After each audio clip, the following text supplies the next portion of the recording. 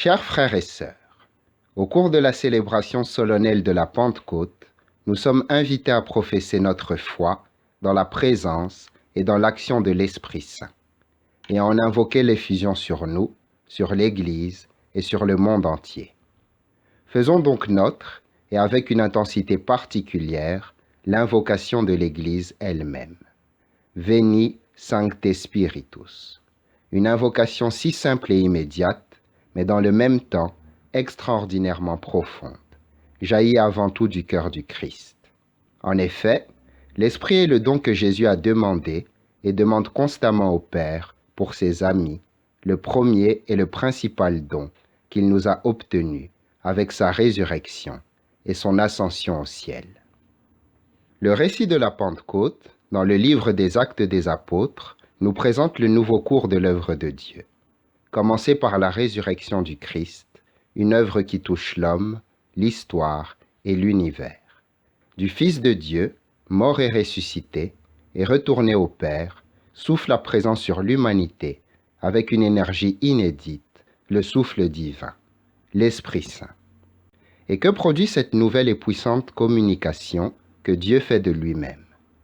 Là où il existe des déchirements et des séparations, il crée l'unité et la compréhension. Un processus de réunification s'instaure entre les différentes composantes de la famille humaine, divisées et dispersées.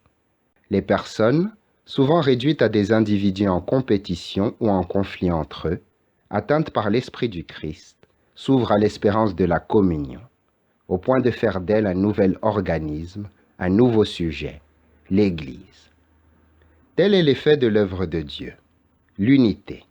C'est pourquoi l'unité est le signe de reconnaissance, la carte de visite de l'Église au cours de son histoire universelle.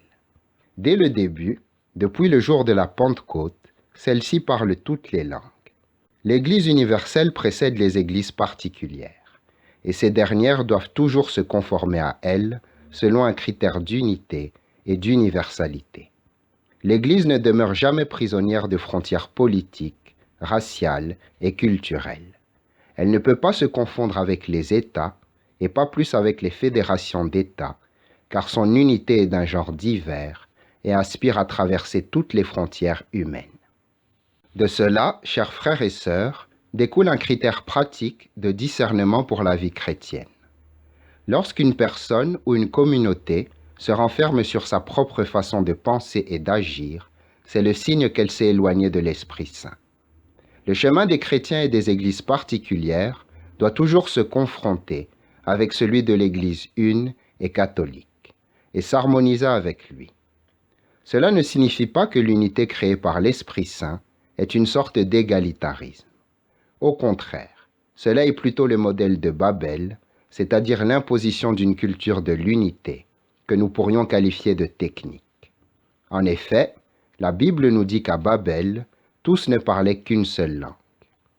Lors de la Pentecôte, en revanche, les apôtres parlent des langues diverses de façon à ce que chacun comprenne le message dans son propre dialecte.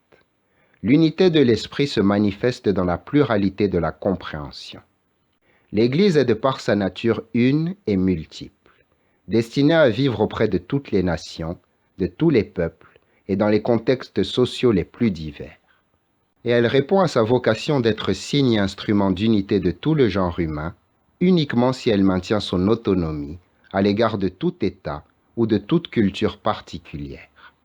L'Église doit être toujours et en tout lieu la maison de tous, dans laquelle chacun peut se retrouver.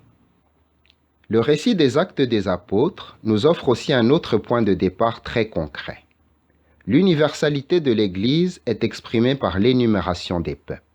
Comme il est dit, Parthes, Mèdes et Élamites, habitants de la Mésopotamie, de la Judée et de la Cappadoce, de la province du Pont et de celle d'Asie, de la Phrygie et de la Pamphylie, de l'Égypte et des contrées de Libye proches de Cyrène, Romains de passage, Juifs de naissance et convertis, Crétois et Arabes, tous nous les entendons parler dans nos langues des merveilles de Dieu. On peut observer ici que saint Luc va au-delà du nombre 12, qui exprime déjà et toujours une universalité.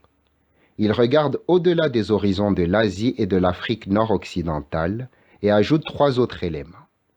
Les Romains, c'est-à-dire le monde occidental, les Juifs et les prosélytes, comprenant de manière nouvelle l'unité entre Israël et le monde, et enfin, Crétois et Arabes, qui représentent l'Occident et l'Orient, les îles et la terre ferme.